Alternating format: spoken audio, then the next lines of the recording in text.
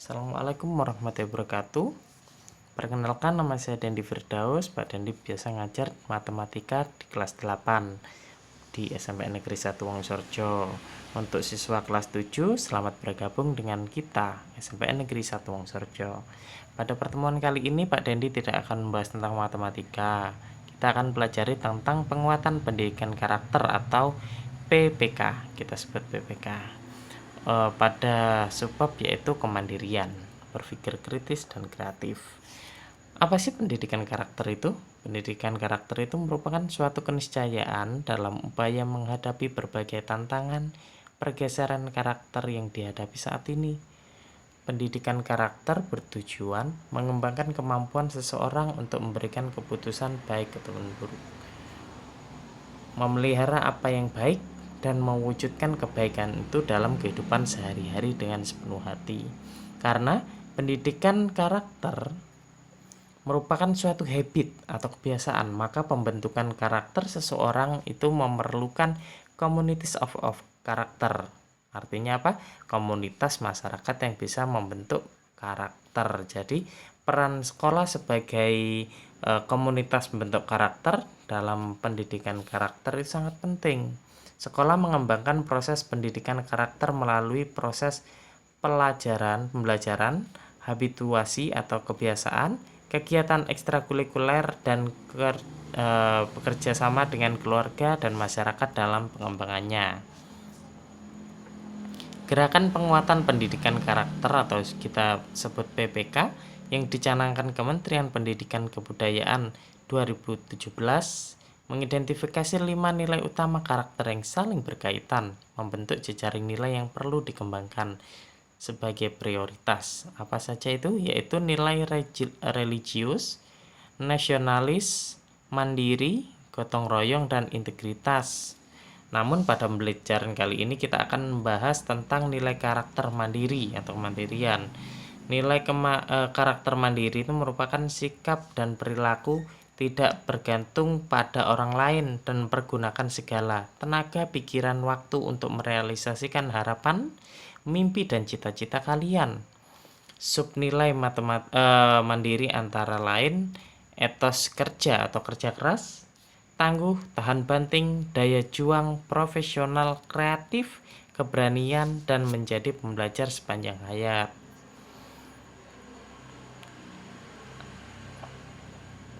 Ciri-ciri kemandirian belajar merupakan faktor pembentuk dari kemandirian belajar siswa. Ini menurut Toha membagi ciri kemandirian dalam 8 jenis, yaitu yang pertama mampu berpikir kritis, kreatif, dan inovatif. Contohnya gini, ketika ada masalah kalian harus berpikir secara kritis, apa sebab-sebabnya. Kreatif dalam mencari solusinya, memecahkan masalahnya, dan inovatif juga dalam memberikan solusinya. Yang kedua, tidak mudah terpengaruh oleh pendapat orang lain. Kita juga punya pendapat sendiri. Ada peribahasa, banyak jalan menuju Roma. Jadi berpegang teguhlah pada pendapat kalian jika itu memang pendapat yang baik. Yang ketiga, tidak lari atau menghindari masalah. Kita harus menghadapi masalah itu. Yang keempat, memecahkan masalah dengan berpikir yang mendalam. Ini lebih mengarah ke berpikir kritis tadi itu ya. Yang kelima, apabila menjumpai masalah dipecahkan sendiri tanpa meminta bantuan orang lain.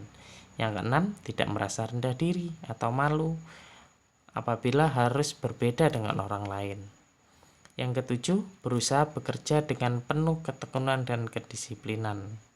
Yang kedelapan, bertanggung jawab atas tindakannya sendiri. Terus faktor-faktor apa aja sih yang mempengaruhi kemandirian? Sangat menentukan sekali tercapainya kemandirian seorang. Faktor apa aja ini? Faktor yang pertama, faktor dari dalam diri siswa itu sendiri maupun berasal dari luar, yaitu lingkungan keluarga, sekolah, lingkungan sosial ekonomi, dan lingkungan masyarakat. Faktor tersebut mempunyai peranan yang sangat penting dalam kehidupan selanjutnya, yang akan menentukan seberapa jauh seorang individu bersikap dan berpikir secara mandiri dalam kehidupan lebih lanjut. Yang selanjutnya adalah aspek-aspek kemandirian belajar siswa. Dalam keseharian siswa, sering kan dihadapkan pada permasalahan yang menuntut siswa untuk mandiri dan menghasilkan suatu keputusan yang baik. Ini ada beberapa aspek, ada 4 aspek ya. Yang pertama yaitu aspek intelektual. Aspek ini mencakup pada kemampuan berpikir, menalar, memahami beragam kondisi, situasi, dan gejala-gejala masalah sebagai dasar usaha mengatasi masalah. Yang kedua, aspek sosial. Aspek sosial itu apa sih? Ini berkenaan dengan kemampuan untuk berani secara aktif membina relasi sosial atau bersosialisasi dengan teman atau masyarakat, namun tidak tergantung pada kehadiran orang lain di sekitarnya. Yang ketiga, aspek emosi mencakup kemampuan individu untuk mengelola serta mengendalikan emosi dan reaksinya dengan tidak bergantung secara emosi pada orang tua. Yang terakhir, aspek ekonomi mencakup kemandirian dalam hal mengatur ekonomi dan kebutuhan-kebutuhan ekonomi tidak lagi bergantung pada orang tua. Kadang ada ya siswa yang katakanlah tidak diberi uang sangu, ada yang diberi tanggung jawab dikasihin uang sakunya sebulan atau seminggu seperti itu. Jadi kalian sudah bisa mengatur ekonomi kalian sendiri seperti itu. Selanjutnya yaitu keterampilan belajar secara mandiri. Jadi untuk keterampilan belajar yang harus dimiliki oleh seorang siswa itu agar dapat meningkatkan kemandirian dalam belajarnya itu yang pertama mengenali diri sendiri. Kenapa kok mengenali diri sendiri itu sangat penting? Karena banyak orang yang menafsirkan kemampuan dirinya itu baik karena menilai terlalu optimis. Jadi kalau kita terlalu optimis juga nggak boleh. Maupun sebaliknya atau kebalikannya karena terlalu pesimis dan menilai rendah kemampuannya. Padahal dia mampu, sebetulnya dia itu mampu, tapi karena pesimis atau malu dan lain-lain, jadi dia menilai rendah kemampuannya sendiri. Dan akan sangat penting untuk memahami apa yang sebenarnya ingin dicapai atau dicita-citakan, yang merupakan visi terhadap kehidupan yang akan datang. Untuk selanjutnya, karena kita udah punya sesuatu yang kita cita-citakan, yang kedua itu memotivasi diri sendiri. Motivasi itu ada yang bersifat intrinsik, yaitu memang tumbuh dari dalam diri kita sejak awal. Ada juga yang motivasi secara ekstrinsik, yaitu berasal dari luar diri kita. Itu bisa dari orang tua, guru, teman, ataupun tuntutan pekerjaan, tuntutan tugas kalian, seperti itu. Jadi menumbuhkan motivasi ini sebenarnya bisa dipelajari dengan cara membuat daftar keuntungan yang akan kita peroleh kalau memutuskan untuk mempelajari sesuatu, seperti itu. Yang ketiga, mempelajari cara-cara belajar efektif. Ini yang penting juga. Jadi tipe gaya orang belajar itu kan masing-masing berbeda-beda ya, unik ya. Jadi yang baik untuk saya terkadang-kadang nggak cocok untuk kalian, seperti itu. Jadi gaya belajar yang kalian miliki itu harus kalian pelajari. Seperti apa sih yang aku cocoknya, cara belajarnya seperti apa sih? Harus kalian pelajari dulu baru kalian kembangkan, seperti itu. Ini ada beberapa tips yang bisa kalian gunakan untuk belajar secara efektif. Jadi belajar kalian bisa lebih mandiri lagi. Yang pertama itu membuat rangkuman. Rangkuman itu apa sih? Rangkuman itu ikhtisar tentang hal-hal esensi, hal-hal yang penting yang terkandung dalam bacaan atau materi kalian yang telah kalian pelajari. Jadi hal-hal yang penting kalian catat, sehingga ketika kalian menemukan pertanyaan atau permasalahan tentang itu, kalian lebih cepat mengingat atau lebih cepat untuk mempelajari hal tersebut untuk di kemudian hari, seperti itu. Yang kedua itu membuat pemetaan konsep-konsep penting. Pemetaan itu apa sih? Pemetaan itu gambaran konsep yang berhubungan. Dalam hal ini pemetaan konsep penting, maka ada konsep utama dan juga ada konsep pelengkapnya yang berhubungan dengan konsep utama tadi itu. Jadi contohnya gini nih, kalian ingin melajari, kalau di matematika ada yang namanya operasi bilangan. Di situ apa aja sih pemetaannya? Berarti kalian harus bisa penjumlahan, pengurangan, perkalian, dan pembagian seperti itu. Itu namanya konsep di di operasi bilangan seperti itu. Yang ketiga, kita mencatat hal-hal yang esensial dan membuat komentar. Ini mirip seperti rangkuman. Jadi hal-hal yang esensial tadi kita tulis di rangkuman seperti itu ya. Terus kita kasih komentar atau kita kasih catatan khusus sehingga ketika penggunaan biasanya kalau di matematika itu ada rumusnya ini.